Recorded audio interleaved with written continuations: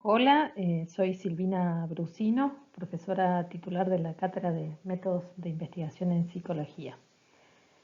En esta breve clase vamos a presentar algunos conceptos básicos y centrales para nosotros, dado que la cátedra asume esta posición en el armado de la estructura del programa de la cátedra, sobre un artículo de la doctora Sánchez Gómez que plantea la dicotomía cualitativo-cuantitativo y la posibilidad de superar esta dicotomía a partir de los diseños integrados o diseños mixtos.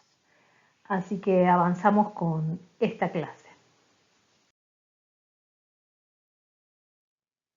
Bueno, en las filminas de la clase 3 ya avanzamos sobre las distintas proposiciones filosóficas en torno a la construcción del conocimiento científico y cómo estas proposiciones filosóficas de algún modo fueron cuestionando la idea de un único método, la idea de una visión objetiva de la ciencia, de una sola noción o visión de hecho. Y de algún modo todas estas discusiones epistemológicas fueron dando lugar a la existencia de los métodos cualitativos. Los enfoques cualitativos van a suponer, desde un punto de vista ideológico, una reacción crítica al conservadurismo inherente a las perspectivas cuantitativas, que hasta ese momento eran las perspectivas hegemónicas. Desde un punto más de vista teórico, lo cualitativo se justifica como una reacción a una producción de datos cada vez más precisos y masivos, pero no siempre tan relevantes en términos de comprensión de las problemáticas sociales. Esto genera en la comunidad científica una cierta sensación de triunfalismo cualitativo y por consiguiente se asume una posición mucho más politizada de polarización entre las comunidades que retrasa la búsqueda de modelos conciliadores. En este cuadro que está en la filmina vemos representada esta confrontación tradicional y denominada etapa monometodológica, donde las orientaciones cuantitativas iban por una vía y las orientaciones cualitativas iban por otra vía.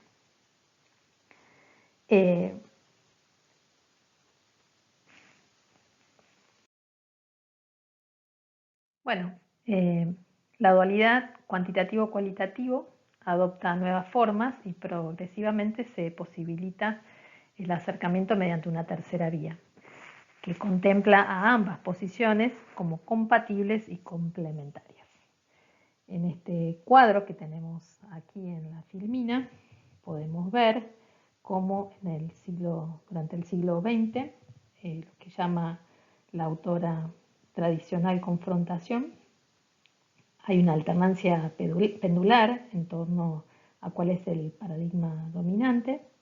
También a mediados del siglo XX hay una mayor proliferación de la crítica hacia las posturas adversarias y recién a finales del siglo XX hay como una remisión lenta de este enfrentamiento con ciertas incursiones orientadas a la complementariedad o a esta salida más orientada a la compatibilidad. Recién es en el siglo XXI, es decir, en la época actual que estamos atravesando, donde se da la instancia de complementariedad metodológica organizada desde distintos planos, tanto en lo conceptual, en lo metodológico, como en lo tecnológico.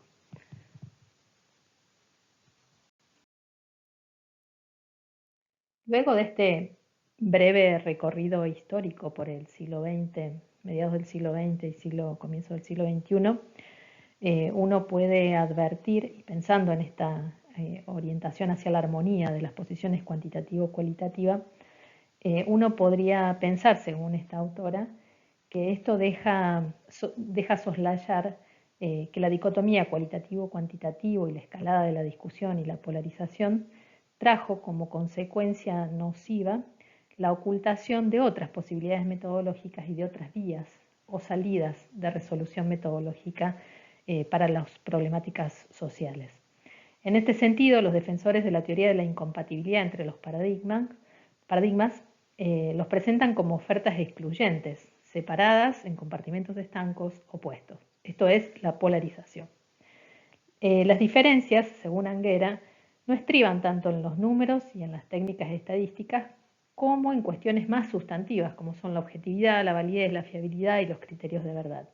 Es decir, que en estas posiciones radicalizadas el acento estaba más puesto sobre cuestiones epistemológicas y ontológicas que sobre cuestiones vinculadas a las técnicas.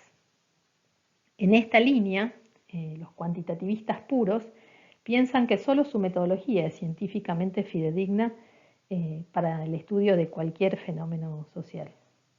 En la misma línea, los cualitativistas puros piensan que solo la suya puede abarcar de forma legítima la realidad social. Tanto en los cuantitativistas puros como en los cualitativistas puros existieron expresiones más moderadas. Y dentro de esas expresiones más moderadas, los partidarios de una perspectiva aceptan a la otra, pero concediendo siempre un estatus secundario y una ocupación y un lugar básicamente suplementario de la otra. Es decir, que aún cuando había posiciones más moderadas, dentro de los cuantitativistas o dentro de los cualitativistas aceptaban a esta otra posición metodológica en un lugar subordinado o subsidiario. Desde la postura de la armonía se valora igualmente a las posibilidades de cada metodología, siempre respetando las respectivas contribuciones que ambas metodologías pudieran hacer. No hay una metodología subordinada a la otra, ni una que tenga más valor que la otra. Adoptar una postura dual sin sacrificar ninguno de los dos extremos, a partir de su potencial de convergencia. Esto obliga a los cientistas sociales a proponer estrategias metodológicas multimétodo o metodologías mixtas, donde converjan en un compromiso entre las orientaciones cuantitativas y cualitativas de la investigación. Ya a finales del siglo XX, Bericat planteaba tres posibles formas de articulación entre metodologías cuantitativas y cualitativas. Una era la complementariedad, otro la combinación y la triangulación, tal como lo vemos en ese cuadro. Para este autor, la complementariedad hace referencia a la integración que incorpora una doble pero diferenciada visión entre lo cuantitativo y lo cualitativo, donde la una complementa a la otra. Esto para el autor representa el mínimo grado de integración de métodos, aunque es igualmente válido como cualquier otro modo de integración. Por ejemplo, ¿qué quiere decir esto de complementar y que cada uno aporta una visión donde no convergen de manera sustantiva? Bueno, por ejemplo, si estuviéramos haciendo una investigación sobre comportamiento prosocial en niños, sin duda habría una fase cuantitativa del estudio, o en el mismo acto, digamos, no es que son fases secuenciales, porque eso vamos a ver que da lugar a diferentes diseños, sino que en una misma fase los niños responderían escalas, tal como ustedes las concibieron en técnicas psicométricas, escalas que podrían medir la actitud prosocial de los niños, conductas prosociales que los niños realizan, escalas de empatía, etcétera, habilidades sociales, etcétera. Pero a su vez podrían complementar esa instancia cuantitativa con una evaluación cualitativa donde los niños pasarían por una entrevista crítico-clínica donde los haríamos hablar a los niños o narrar a los niños sobre cuáles son los sentidos, por ejemplo, de la ayuda o de la disposición de ayudar a otros, los sentidos sobre la solidaridad que los niños construyen, etc. Esas dos fuentes de información, tanto la cuantitativa como la cualitativa, aportan información sobre un objeto, pero en ningún momento se articulan entre sí. Eso sería la complementariedad. Después, la combinación quiere decir que integra subsidiariamente un método a otro, con la intención de fortalecer las conclusiones a las que se quiere arribar. Hay una diversidad de estudios que son bastante frecuentes en psicología, donde cuando tenemos que definir un concepto sobre el que no tenemos mediciones cuantitativas o no se conoce mucho, se inician estudios cualitativos a través de técnicas de grupos focales o de entrevistas orientadas a indagar sobre la presencia de un constructo. Esas narrativas o esos datos cualitativos, en una segunda instancia, se utilizan para confeccionar instrumentos cuantitativos y validar esos constructos teóricos o esos conceptos. Esto sería una forma de combinar una estrategia cualitativa con una cuantitativa de manera subsidiaria. Finalmente, la triangulación, que representa el grado máximo de integración, puesto que de lo que se trata es de reconocer por parte de las dos aproximaciones de un mismo aspecto de la realidad social. Esta estrategia no permite o no busca las vías por separado, sino que en esta estrategia lo que se busca es la convergencia o el solapamiento de los resultados. Nosotros, en nuestro grupo, yo dirijo un grupo de investigación sobre psicología política y en este grupo nosotros trabajamos sobre comportamiento político. Uno de los comportamientos, entre otros temas, pero uno de los temas que estudiamos es los modos de participación política. Entonces, si quisiéramos analizar cuáles son los modos de participación política de los jóvenes universitarios, desde la perspectiva de la triangulación, podríamos realizar un estudio cualitativo con estudiantes universitarios que nos permitiera abordar cuáles son esos modos de participación política. Y a su vez, a los estudiantes universitarios también podríamos hacer un estudio cuantitativo que nos permita registrar de manera cuantitativa esos modos de participación política. Sin duda, ambas formas de recoger esa información pueden articularse en un solo resultado, dado que ambas responden a cuáles son los modos de participación política. Sin duda, a su vez, las técnicas o los datos recogidos cuantitativamente van a hablarnos de los impactos en términos poblacionales de los jóvenes universitarios, mientras que el estudio cualitativo va a aportar más información sobre la profundidad o el sentido de esas acciones políticas. No obstante, ambas van a poder concluir acerca de cuáles son los modos de participación política de los jóvenes universitarios. Ese sería como el mayor nivel de integración metodológica, o lo que Bericat llama triangulación. Otros autores, y de manera más reciente como Flick, también resaltan la importancia de vincular la investigación cualitativa y la cuantitativa y planea que las relaciones de la investigación quali y quanti se pueden estudiar como en diferentes niveles y hacen una proposición bastante desagregada de cuáles podrían ser todos esos modos de articulación posible. No obstante, vinculado a la combinación de los métodos cualitativos y cuantitativos, Delgado afirma que en función del peso de cada enfoque en el estudio se establecen distintas posiciones en este continuo cuantitativo-cualitativo, que son combinaciones graduales, dando lugar a diferentes diseños o propuestas de metodologías mixtas. Como ustedes pueden ver en este cuadro, en el nivel central existe el mixto puro, que se llama, donde a ambas metodologías se le da el mismo estatus o nivel en el tratamiento dentro del diseño del estudio y dentro del planteamiento del problema de investigación. Pero a medida que se va hacia la derecha, existe el cuantitativo puro como extremo de la posición y una alternancia donde hay un cuantitativo mixto, que quiere decir que hay una subordinación del método cualitativo al cuantitativo y hay una mayor preponderancia del método cuantitativo. Hacia la izquierda estaría el cualitativo puro, pero como modalidad intermedia, el cualitativo mixto, donde ahí hay una subordinación de la metodología cuantitativa a la cualitativa, generando una preponderancia cualitativa.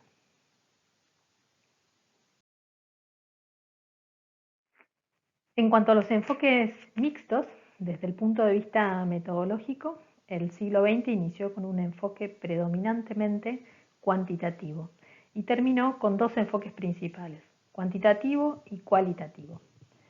El siglo XXI comenzó con una tercera orientación, los enfoques mixtos, como vimos en este esquema en unas filminas atrás, y este enfoque o estos enfoques mixtos o híbridos reciben el nombre de pragmático. Esta posición aboga por métodos y modelos mixtos o híbridos orientados hacia el pluralismo y la compatibilidad metodológica. En esta línea, desde esta posición, las relaciones investigador-fenómeno-participantes están determinadas en función de cada estudio en particular y por el contexto. Son posiciones orientadas a las problemáticas y a la resolución de problemáticas, que rechazan la dicotomía entre dualismos convencionales cualitativos-cuantitativos y se orientan a la acción más que a la discusión filosófica. Vemos algunos de los hitos que a lo largo de este siglo han dado sustentabilidad y reconocimiento y consolidación a los enfoques mixtos. Allí tenemos que en el 2007 nace una revista especializada en este tipo de enfoques que se orienta a la publicación de estudios de métodos cualitativos para desarrollar medidas cuantitativas, métodos cuantitativos para reforzar descubrimientos cualitativos o a la inversa, métodos cuantitativos y cualitativos de manera equivalente. A su vez también entre 2008 y 2015 es donde se da un incremento de los pioneros e investigadores del campo, que muchos están reflejados en este cuadro que se encuentra a la derecha, básicamente los enfoques mixtos como síntesis de a qué se orientan, se interesan por el proceso y el resultado, potencian los dos tipos de procedimientos, cualitativo y cuantitativo, y facilita la triangulación a través de operaciones convergentes. Ahí pueden ver en ese cuadro algunos extractos de los principales autores reconocidos dentro de este campo, en Creswell y Clark. Dicen que los diseños mixtos pretenden recolectar, analizar y mezclar datos quantis y qualis en un único estudio o en un programa de multifases de investigación.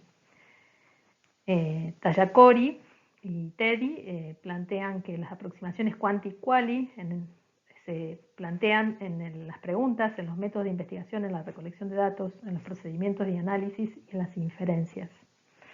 Y más cerca, Teddy y Tallacori sostienen que los pragmáticos brindan el mismo estatus a los enfoques quanti, quali y mixto, admiten cualquier posibilidad, el planteamiento del problema y las circunstancias son los que dictan el método, y mixto solo conveniente si es el que mejor puede ayudarnos a responder las preguntas de investigación.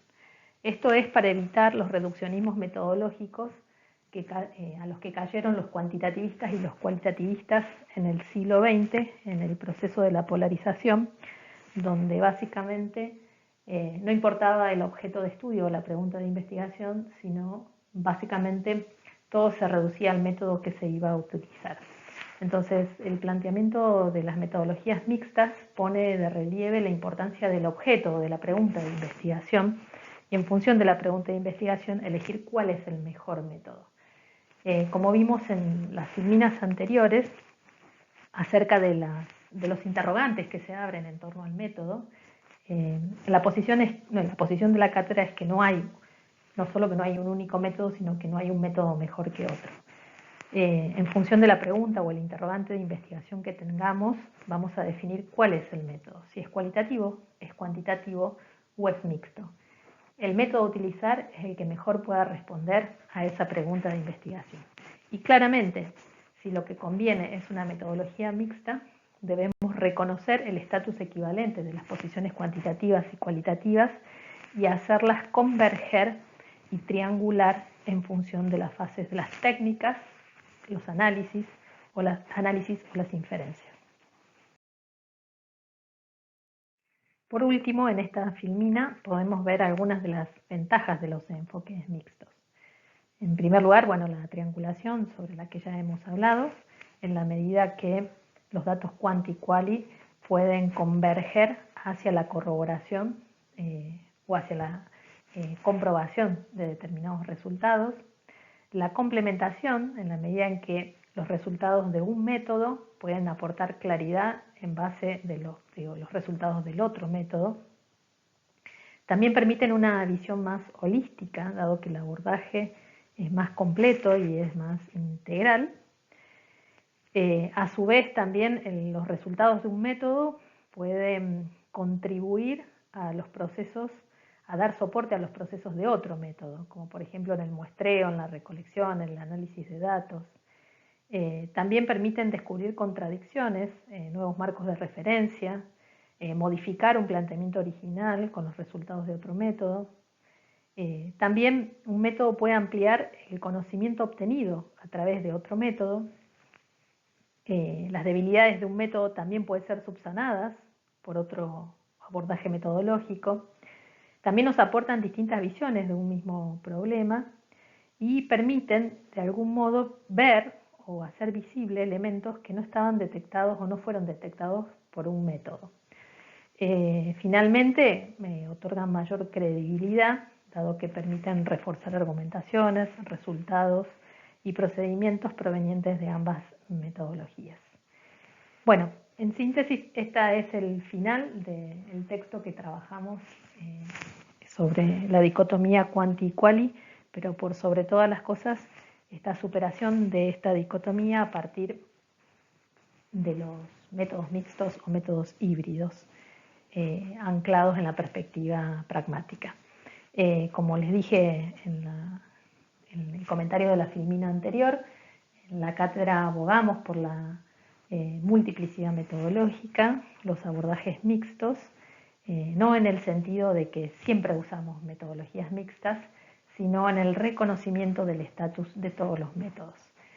Así hemos armado el dictado de la materia y por eso van a tener contenidos de metodologías cualitativas, cuantitativas y mixtas.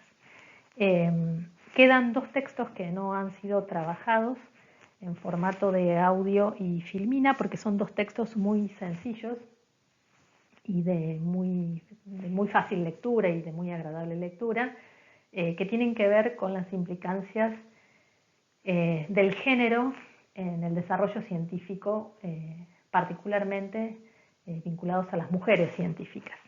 Allí en esos dos informes, uno hecho por El Gato y la Caja, El Gato y la Caja es un grupo de jóvenes que se dedican a la divulgación científica y entrevistan a expertos, pero dan a conocer también datos de nuestro país donde se pueden advertir las brechas de género en la producción científica en detrimento de las mujeres. Si bien en el ámbito de las ciencias sociales y humanas, sobre todo y particularmente en el CONICET, que es la institución de la cual formamos parte, si bien esas brechas son menores, sí existen y sobre todo existen mucho más cuando uno escala en las posiciones de la carrera de investigador o investigadora y sobre todo en los cargos de gestión de instituciones científicas. Y a su vez el otro texto es un informe de una organización multilateral que amplía el espectro no solo hacia el ámbito del CONICET y el desarrollo de la ciencia dentro del CONICET, sino en términos latinoamericanos, incorporando también las universidades públicas, donde también se puede ver claramente la problemática de la brecha de género. Bueno, los invito a que lean estos dos textos. Vuelvo a hacer la misma invitación. Nos vemos el jueves. Vamos a ir trabajando. Las dudas que tengan, llévenlas allí. Y probaremos cómo nos va con esta primera clase de consulta vía streaming. Y si nos va bien, posiblemente podamos empezar a dar clases de manera cara a cara, vía el streaming, y evitando el uso tal vez de estas filminas que a lo mejor no resultan tan prometedoras. Veremos cómo vamos. Como les dije en el mail de bienvenida, vamos a tener que ser un poquito más flexibles este año, a los fines de ir todos adaptándonos a las circunstancias que nos toque vivir y a las distintas posibilidades que vamos a tener para enfrentar la materia. Espero se encuentren todos muy bien, haciendo cuarentena, no saliendo de la casa, cuidándose, cuidando a los suyos y nos vemos el jueves, primero 10 de la mañana y luego a las 18 horas. Chau.